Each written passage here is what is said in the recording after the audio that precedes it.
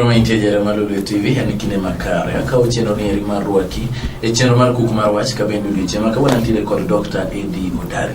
Sani iri wadhi nyime kod rango weche mag yiero mabiro manyien. Warango weche mag kwe kaachiel kod weche mag ikruok ne yiero koni kod kocha, to gi weche mabende osebedo katimore e pacho kaendi mwaneno e kinde ka kinde kata current affairs. Arwaki ni machiegni ande Oloo Mbaka. Arwaki daktari. Ero kamano kendo joka nyanama moro bet kod odhiambo makawuono. Kako senyiso an nyinga Eddie Odari to kendo geno wadhi bet gi twak maber. Ero kamano daktari, kana wan kodi kaendi the last time nwawacho ni singo ma josiasa keto gi eki samoro gin mana gik miketo mondo mi olombo wang' jogombo to gin singo ma samoro nwacho ni might not come to reality, gin gik ma wanyalo timo.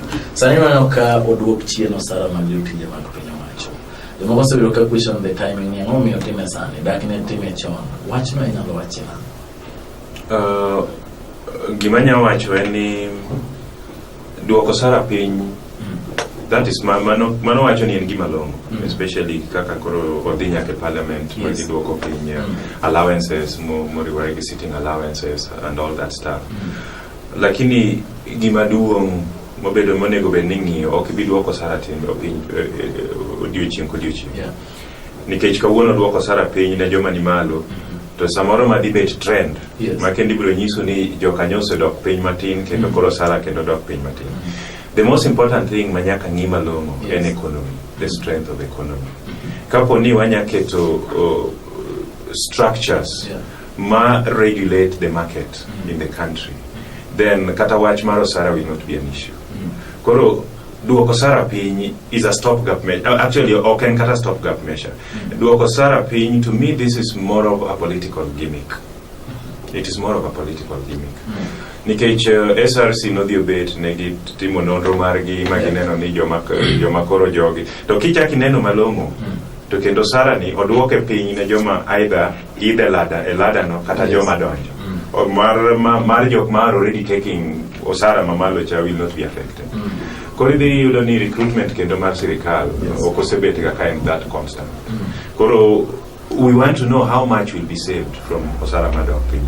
But the most important thing, kaka nyisi ni structures must be put in place. Actually, approximately in a year Gibro save about 8 billion. Magibro tiyo in other projects. Saving 8 billion in other projects, kingiyo, what if that is true?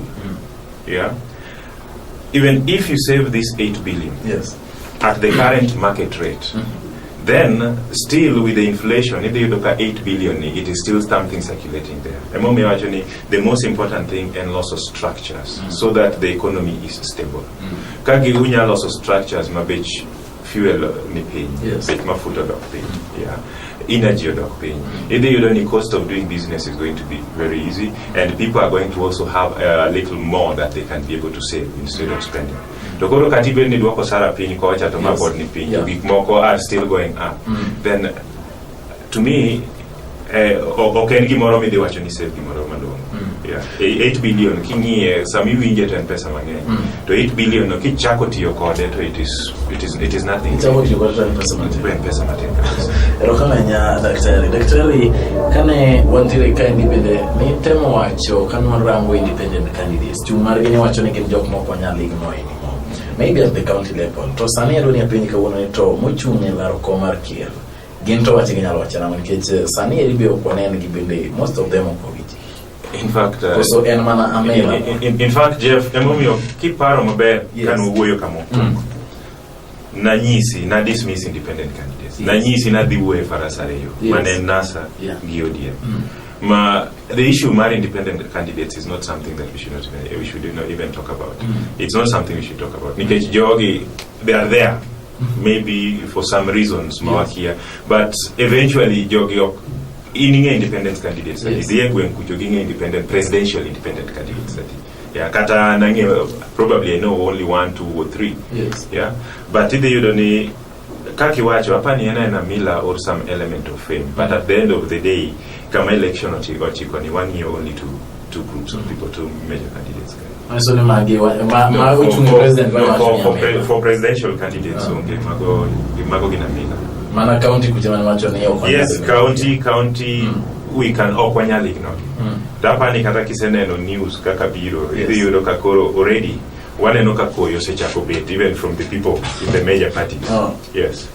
The type of campaigns mi yudo ka moko sani tiyogo, nyocha winjo some clip moro madhi round. Yes. My governor is literally insulting the other, abusing the other opponent. Yeah, man is already telling you there's already fear. Iparona de Dr. Jok machalo jotelo wach mar tiyo gi weche maricho siasa machalo abusive languages kata insults kata kamoro ka jasiasa dhi to jigo koko ang'o matimore magi bende wasebedo machwe politically mang'eny kipiem gi ng'ato weche mag siasa ok onego chop kama yanye maybe ni mama uneja chan kata baba uneja chan in kio nyumuli kanye bende onego chop kanyo kusuna bende wa uso mana serawa ne oganda. In any money type of siasa model in the 21st century, especially Pinywa Kai, and siasa marayany, siasa maragoko, siasa we are going down.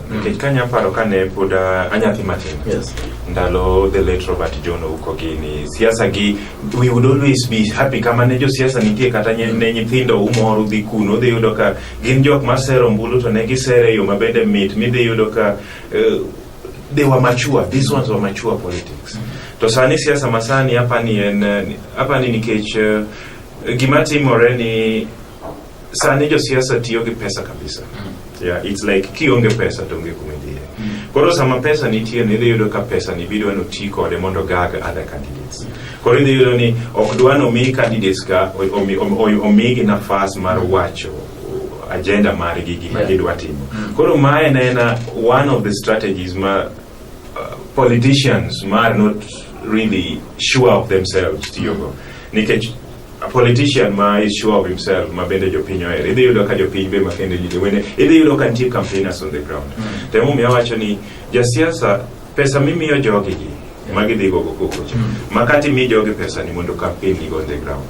Imi pesa ni mondo imigi pesa no mondo otigi moro kosero go ng'at machielo cha mondo ko yud that backup. Manyiso ni kama wagike nyeri ombulu kata kura nyaka ser gi pesa. Mane gima timore nikech mane kama idhi yudo ka jopiny osedhi ong'eyo. Idhi yudo ka ng'at jok maonge pesa nitie jok maseng'eyo bende because of lack of money. okine gitemo siasa to gidhiga lakini kidhi yudo ni during this period maka kapok election otudo machiegni tidhi yudo ka joge mawuotho gi ji makama liel nitie idhi yude kama shida nitie midhi yude moko samori yude na siling 2,000 mobiro kata 1,000 mokelo kan lakini yani yude throughout kendo idhi yudo ka e piny ka ji ohere kabisa basi idhi yudo ni ka kendo koro tundo election ka to koro ichaki paro ni kara ang'o madhi mbele to kata mana in ka niwinjo kata na party wa mar ODM kani chako kata na niwinjo ka nitie governors mane wacho ni kama ni bahasha hata mimi niko na bahasha kama ni pesa hata mimi niko nayo mano nyisi something ni politics is already slowly drifting towards and siasa minyeo okay ombulu moro migo ma development to mae me dhi yudo ka ber kwa puonjo go jopiny the main reason why people should vote kori dhi yudo ni puonj mar jopiny regarding leadership regarding governance idhi yudo ni ikete ga mana towards elections ka magi monego bed ni en gima dhi throughout onego bed ni kata skunde gigo bedo integrated ma idhi yudo ka nyathi school ipuonjo gimomiyo the reason for electing a good leader to iraneno ka nitie skunde moko ma bende sani osechako democratic system idhi yudo ka head boys ani through the ballot to ka gini ne nyabedo encourage to nyithindo go puonji gimomiyo gitimo ma puonje gimomiyo gitimo ma gima ng'ani gitimo nu to idhi yudo ka koro waketo gini a culture marwa ma in ng'at ma koro dongo king'e nang'owa idongo king'e ni reason mar gombulu en ma adwaro development makama adwaro development makama isenyiso ng'ato ni ku elect a bad leader osiptende udhi bet maonge yedhe to osiptende udhi bet maonge daktache to joudhi thone tuoche matindo tindo koro idhi yudo ka ng'ani grow up kong'e maber ni nyako bed ni ogombulu maber kata ombulu makare koro mae en gima sani nyaka waketi aketa en puonj ma should be continuous to gima watimo ni wan wakelo puonj mana towards election eme koro idhi yudo ka pesa ji golo pesa ni wapuonjo jopiny to en puonjo jopiny minyisi ni kok ineno picha ni titik ma kok igine it's oketho meaning no rumo ma en gimo nego bed ni throughout kata ka en through IEBC onego bed ni throughout after the election first year civic education usiko upuonjo jopiny the reason for a good leader, what are the indicators ni this is not a good leader yet this is a good leader. Tibe yudo ni ka gino the better system marwa tibiro yudo ka jopiny chako kendo dok understand gimomiyo gitimo election. Kami example kata molo kaka pinje kaka Germany, ibiro yudo ka elections bende iwuotho to kine these big billboards, idhi yudo ka ng'at moginenda picha moro matin nikech jopiny ong'e ni ng'at ma important cha en chairman mar area nikech mano is the most important person ma can represent them and present what they want to the high authorities. Koro ing'eni konyis jopiny magi to jopiny biro emomiyo niwinjo ka nanyisi ni the most important person ma ng'at mayiero gin two people magombulu en MCA, member of county assembly, to get the president. Because member of county assembly is going to represent your interest as that smaller group. Or child familia kama who identify shida ni shida mare family wani nitie kama. Koro wagole odwaka mondo wadhi discuss ego wete wa manedala. Then from dala iteregwe. Koro MCA to get the president. Magi are two important offices ma jikik gamble go. Ero kama na nya daktari. Obro ka yo matena ko luge to mara yo to obro nyime ko to nyiri ka bere ko ro rango pogro mana tire ikin telo ka chiel ko dongo nikech iwacho ga ni leadership mabiro gi weche mag dongo ko rango ni to ochuno mana nyaka ng'ako bere jatelo ko ka nyalo telo no weche mag dongo ko so kata in kaka Dr. Eddie Odari inyalo mana keto dongo ne oganda ma jogweng matin kujo chonde kata ko yiri nengo moro mar siasa maendi en Kuku mar Wach.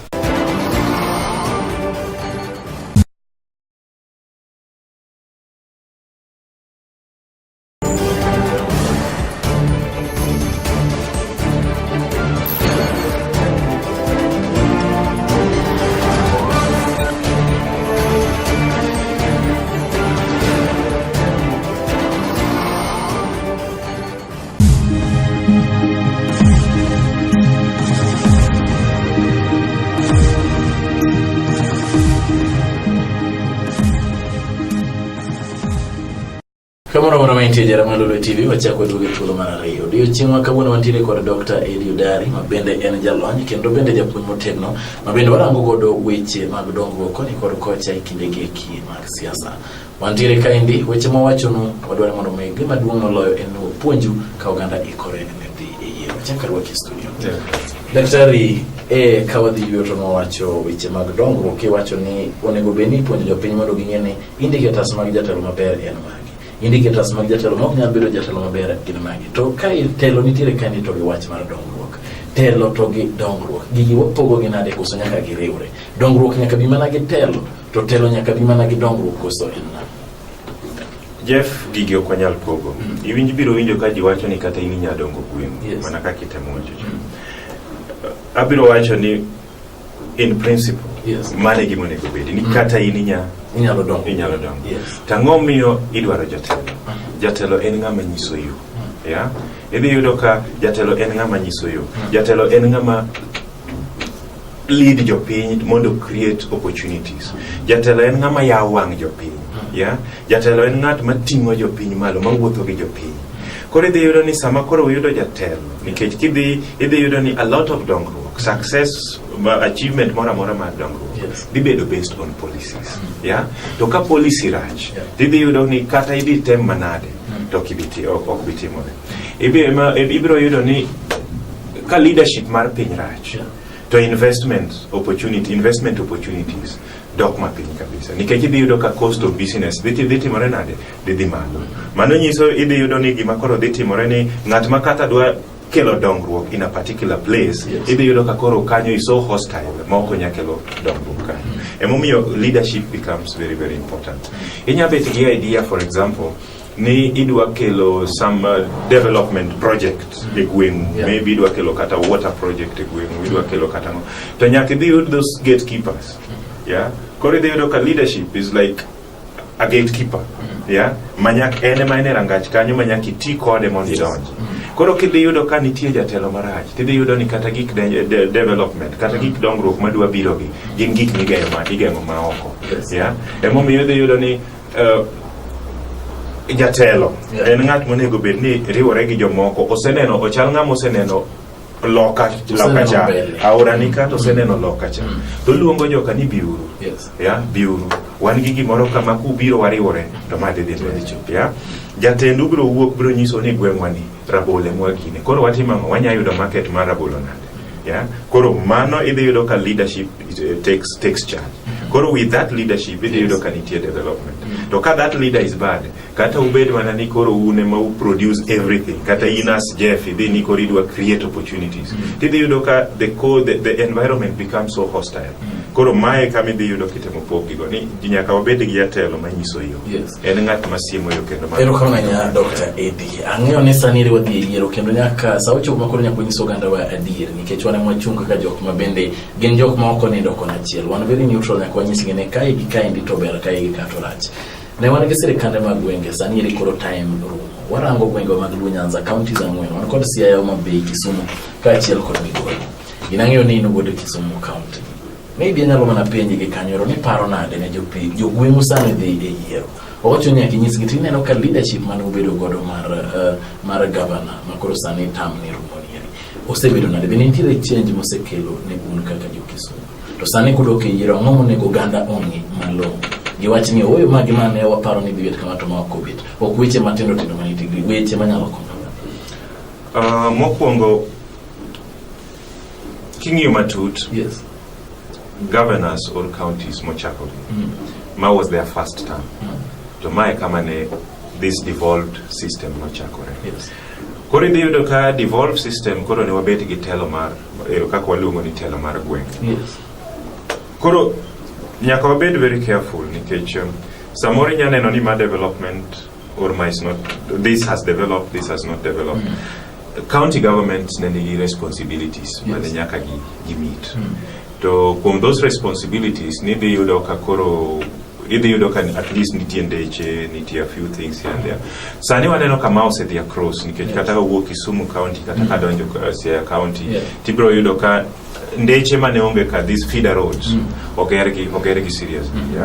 So I would say on one hand that was an achievement because idhi yudo ka kuonde ma were not accessible, now you find that they are accessible. Nitie kuonde mabende dhi yudo ka at least there were services mane onge chon masani nitie. Koro nyaka wabed very very careful nikech ndalo cha machon cha everything was on CDF. To sani dhi yudo ka county government bende nitie ga lot of money. Koro the only benchmark mwanya rate go jogi ni en pesa. What were the policies? Genegi generate pesa machal nade to what did they use? The most important thing gimo affect most county governments was about corruption. To corruption kidwa ng'eyo bende kama corruption nitie, ngi kama infrastructure nitie. Kidwa ng'eyo ni development nitie. Yes. Ngia ne pesa madhi like in terms of payment of salaries. Ask yourself, why do you find a lot of roads and they say in the same counties you find nurses on strike, you find doctors or clinicians on strike? Nikech pesa no kichiyo mo dhie salary ni to ng'ato ok dhi yudo 10%. To kidhi kete ndara to there is automatic 10%. Koro dhi yudo ka people are really dashing for this infrastructural development so much because of the percentage kickbacks that were basically coming. Nidhi yudo ka tewa MCAs mano dhi chako loko aguch counties as their bread basket. Ma all the tenders nyaki yud through MCA. To magi gik masani koro nego bed ni ing'iyo matut. MCA ma we elect ni not imana. At the other side, Bendunya Betnu blame governor on some things which were not presented by the ward administrators. Because ward administrators on Egobeni get you MCAs to identify where the problem is, then trickle this upward so that there's also development down there. There are also some governors that were really working with some very, very difficult people. Maybe MCAs are not able to identify what is the problem down there. Their main interest is to come to the county assembly for the monies and all that stuff and the trips. Koro magi gik mabende onego bed ni jopiny ng'iyo malong'o ni MCA what was his relationship with the county assembly? What was his relationship with the governor? Because sometimes you also have to support the governors, but there are governors that have tried. One thing governors that have tried. Within this short time and within this limitation, we have governors that were always so sober, especially in Luo Nyanza. I would say, Katemongio, I don't want to be seen probably even to be campaigning for anyone, yes. but Kangio Kata matters health. So even you media people, you are so much really interviewing the governor of Kisumu. Yeah, the governor of Kisumu. I think at some point somebody called him, he was relatively a sober governor, who would always speak his words and speak his thing. So there are certain things that he has done well, but of course there are also some things that they basically need to improve on. Koro, at the end of the day, and what was the relationship between their MCAs and the governors? And then the MCAs were working well with the county government, and you see much more development. Koro magi are things which we have to look at.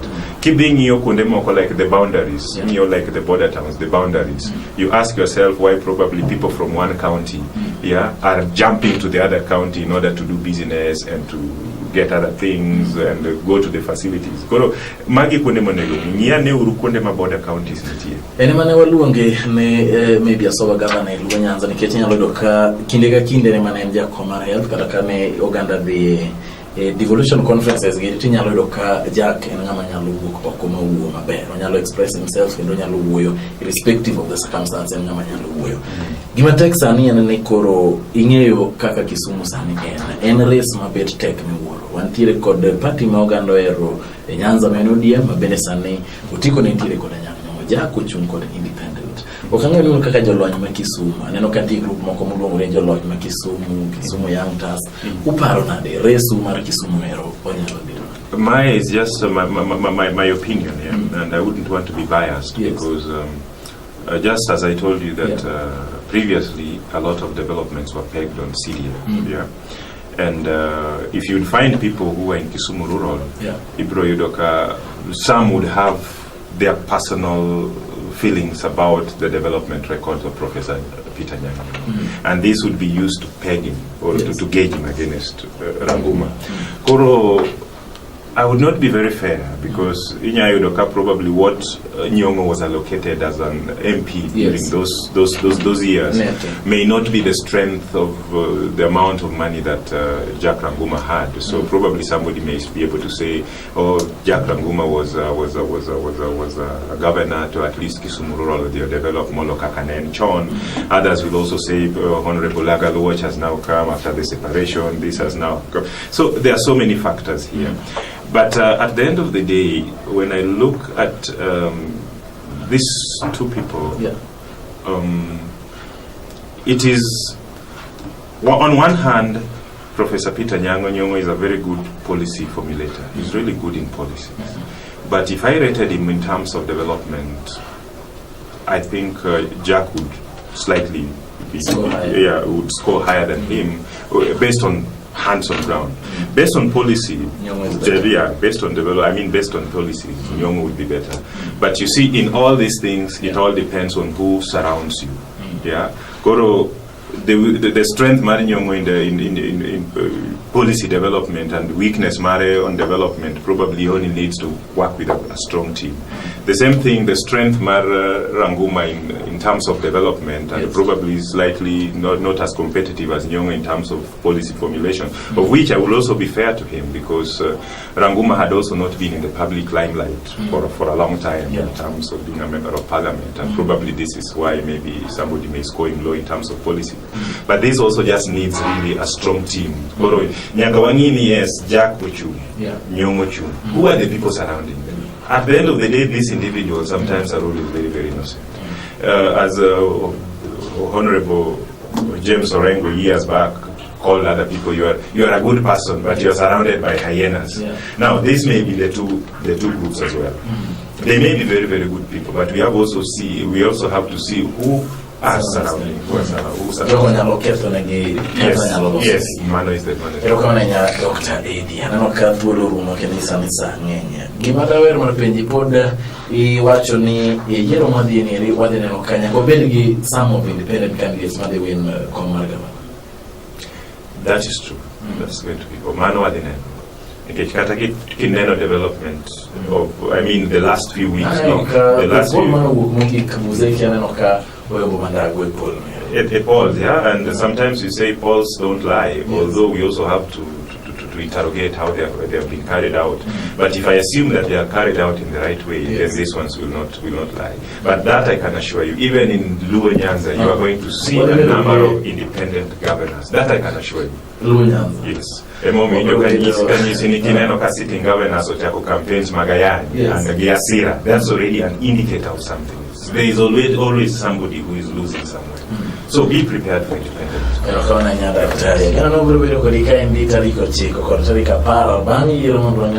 Independent candidates adi ma make through tabi mabende mago duto gen gik ma jopiny mabende bro yiero kochopo tarik 8 dwe manyien. Gima duong' kik inend kod kura mari wuok ok idhi go kura. Kik ibed kod luoro moro amora ni wuok Nairobi dhi dala nikech iluor ni tungo ya tulungi ni nyalo wuok. Bed mosigo kura mari, kisego kura inyalo dhi dala kiero mar dhi dala. Ero kama ne Dr.Eddie Odari. Kendo ageno ni wabiro dhi nyime maber kod puonjo oganda wa. Kuku mar Wach ndifo.